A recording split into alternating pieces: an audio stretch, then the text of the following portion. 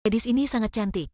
Tapi sayangnya tak bisa berbicara. Lebih buruk lagi dia tersesat di luar negeri, bahkan di negara musuhnya. Hal ini kapan baru bisa diatasi ya? Ceritanya begini, gadis itu tinggal di daerah pegunungan di Pakistan. Ibunya mendengar di India ada candi sangat ajaib, minta apapun dikabulkan. Meskipun hubungan antara India dan Pakistan sangat renggang, tapi ibunya masih mengantarnya ke candi di India. Berharap dia bisa berbicara. Setelah memuja dewa, mereka naik kereta untuk kembali ke Pakistan. Di tengah jalan keretanya berhenti di tempat istirahat. Semua orang tertidur kecuali dia. Dia melihat seekor kambing terjebak. Lalu dia turun dari kereta menyelamatkan seekor kambing. Tak terduga kereta berjalan. Dia segera mengejarnya. Dia ingin memanggil ibu tapi tidak bisa. Hanya melihat kereta berangkat dalam keputusasaan. Untungnya ada sebuah kereta sama arah tiba. Dia pikir kereta ini juga ke Pakistan.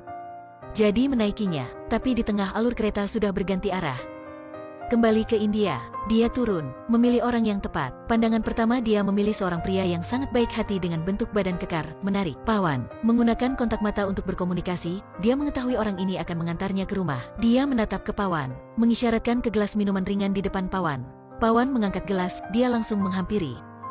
Segera minum semuanya. Dia merasa belum cukup, terus makan 2 kue.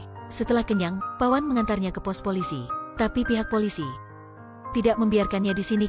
Kata Pawan, orang tuanya pasti akan melapor pada polisi. Kata polisi, bagaimana jika tidak? Tak ada cara lain, Pawan harus mengantarnya ke rumah. Justrunya ini bukan rumahnya tapi tempat dia menginap.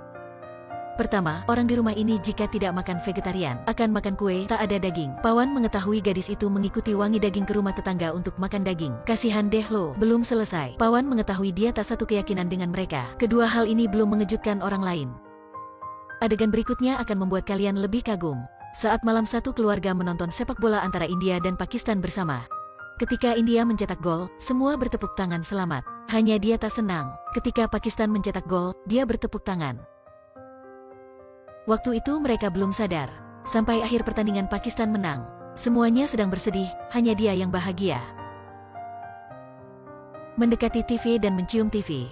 Waktu itu semuanya baru menyadari. Ternyata dia orang Pakistan. Tuan rumah pasti marah. Orang negaranya sudah membunuh warga kita dengan kejam. Saya tidak bisa membiarkannya di dalam rumah saya. Cepat pergi.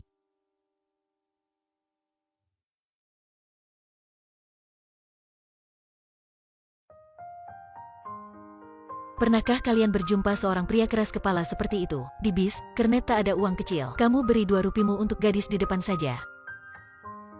Dengan kondisi ini, menjadikannya cerita sangat romantis. Pria ini akan melakukan apapun. Pria bertanya, saya membelikan kamu tiket, apakah kamu ada uang kembali untukku? Gadis jawab, tidak ada, kamu simpan saja, tak apa-apa. Katanya, tidak boleh, saya harus membayar uang kamu. Gadis mengeluarkan tangan berniat mengambil uang. Pria itu menarik tangannya, kamu tak boleh mengambil semuanya, sebagiannya milikku. Gadis kehabisan kata, kalau begitu kamu ambil saja. Kalau begitu tak boleh, sebagian milikmu. Si gadis kesal melihatnya dan segera turun dari bis. Dia terus mengejar untuk mengembalikan uang. Ya betul, dia adalah orang yang punya aturan sendiri. Orang seperti Pawan ingin membantu gadis kecil kembali ke rumah. Ketika mengantarnya ke duta besar Pakistan, gadis kecil baik tak bisa berbicara dan tak ada paspor.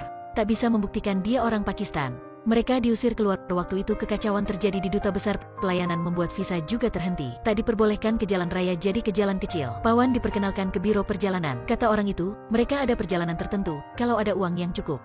Pawan mengeluarkan semua uang dan memberinya. Dan bertanya, jika sampai apa yang kalian lakukan untuk mencari orang tuanya? Si staf cepat menghitung uang dan menjawab, jangan khawatir, relasi kami besar. Apakah kalian merasa di sini ada penipuan? Pawan naif tidak menemukannya. Dia meninggalkan gadis kecil. Saat pulang air matanya keluar. Pawan melihat gelang tangan di pasar yang cantik jadi membelinya. Kembali ingin memberikan ke gadis kecil. Tapi kantor sudah ditutup. Pawan saat itu merasa keanehan, segera mengejar. Dan benar, setelah orang itu mengambil uang Pawan, menjual gadis kecil ke bordil. Pria keras kepala ini pertama kali meneteskan air mata karena marah. Dia menyembunyikan gadis kecil di belakang. Setelah Pawan pegang tangan orang jahat, melemparkannya ke jendela. Karena kejadian ini Pawan memutuskan. Dia ingin langsung mengantar gadis kecil ke rumah. Dia memuja dewanya, harus mengantar gadis kecil ke rumah. Setelah itu menggendongnya. Keduanya tak ada paspor, tak ada visa. Mereka berjalan kaki di jalan yang tak pernah dilewati. Mereka ke pinggir kota, sekelompok orang mencegahnya. Ingin melewati perbatasan tidak mudah ya? Mungkin kamu belum sampai sudah ditembak. Si bisa mengantarmu ke sana. Mereka melewati perbatasan dengan lancar ke Pakistan. Tapi baru keluar dari bawah tanah, sifat keras kepala Pawan muncul. Dia berkata, setelah dicap saya baru akan pergi. Kepercayaan saya menyuruh saya tidak boleh melakukan hal tersembunyi. Gadis kecil berupaya menariknya pergi. Coba kalian lihat, bahkan seorang anak 6 tahun lebih pintar daripada dia. Tapi Pawan masih berkata, harus dicap dulu baru pergi. Tak lama prajurit Pakistan datang. Pawan berkata pada mereka dia orang India, ingin mengantar gadis Pakistan ini ke rumah. Keluar dari bawah tanah, berharap dicap. Prajurit tentu saja tidak percaya. Membuang mereka ke India, dan mengubur jalan bawah tanah itu. Tapi ketika prajurit kembali, menemukan Pawan masih kembali, para prajurit tidak bisa menahan dan memukulnya dengan keras.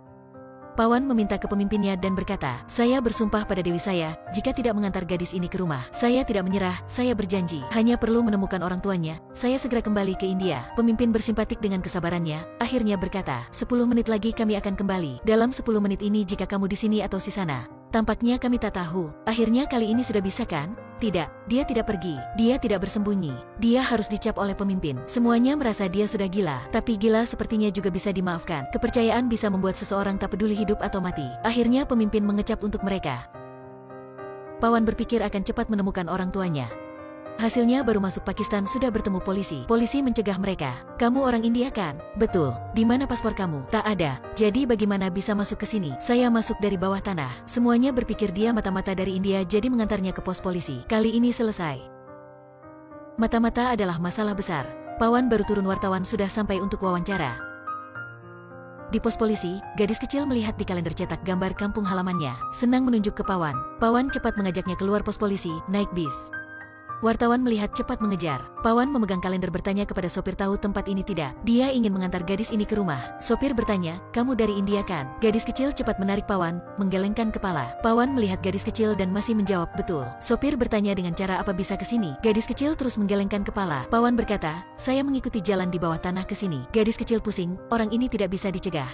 Untungnya sopir tidak melaporkan bahkan bersimpatik pada Pawan.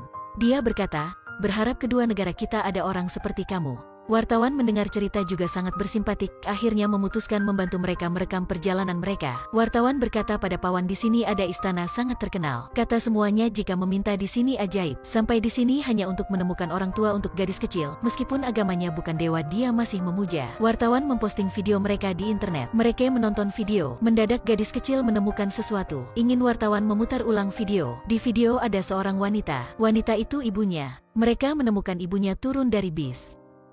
Keesokan harinya mereka ke bis itu. Pawan bertanya kepada sopir, bis melewati rute kemana saja. Sopir menceritakan setiap tempat tapi gadis kecil menggeleng kepala. Sampai tempat terakhir, gadis kecil senang tersenyum, dan menganggukkan kepala. Tempat itu adalah kampungnya. Pawan dan wartawan saling berpelukan.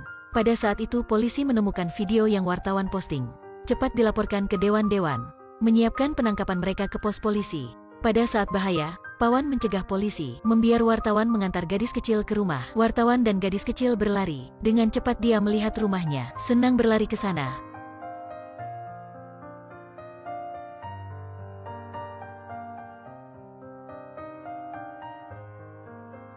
Pada waktu itu dari jauh suara tembakan bergema. Di luar dugaan Pawan ditangkap polisi. Semuanya menonton yang wartawan posting. Mereka tersentuh oleh cerita ini, mereka setuju pada Pawan. Tapi polisi tidak peduli, memukul Pawan untuk mempertanyakan, membuat dia harus mengakui dirinya adalah mata-mata. Untungnya salah satu di antara polisi masih baik. Jika orang ini harus mati dalam penjara Pakistan. Sebagai negara kita sangat kejam. Mereka bersembunyi mengeluarkan Pawan. Polisi menghubungi wartawan memanggil orang-orang untuk mengantar Pawan ke rumahnya. Setelah itu adalah adegan paling simpatik dalam film. Semuanya menjadi pelindung Pawan di jalan saat kembali ke rumah. Dalam suara sorak-sorai semuanya, Pawan kembali. Warga Pakistan ke pintu perbatasan, menggedor pintu untuk membuka jalan untuk Pawan. Pada waktu itu dia adalah pahlawan. Gadis kecil sampai dalam kerumunan. Akhirnya melihat Pawan dan berkata, tapi dia hanya bisa memegang batang besi dan menggoyangkannya. Dia ingin berteriak tapi tak bisa. Hanya ada gerakan mulut tanpa suara. Mendadak, Paman.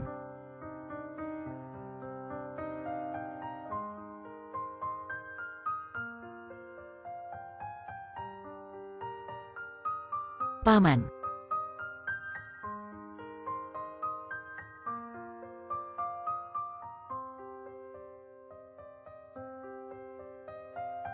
Paman.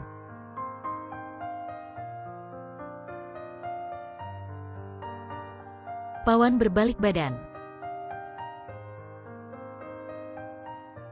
Kembali berlari padanya. Semuanya bertepuk tangan. Adegan berhenti pada waktu Pawan mengangkat gadis kecil. Singkatnya, intinya sangat jelas. Isinya adalah agama, kepercayaan, sutradara mengemas semuanya dengan baik. Membuat cerita tentang kepedulian, menggunakan hal kecil mengatasi hal besar, menggunakan cinta mengatasi benci, konflik. Cinta tidak terbatas.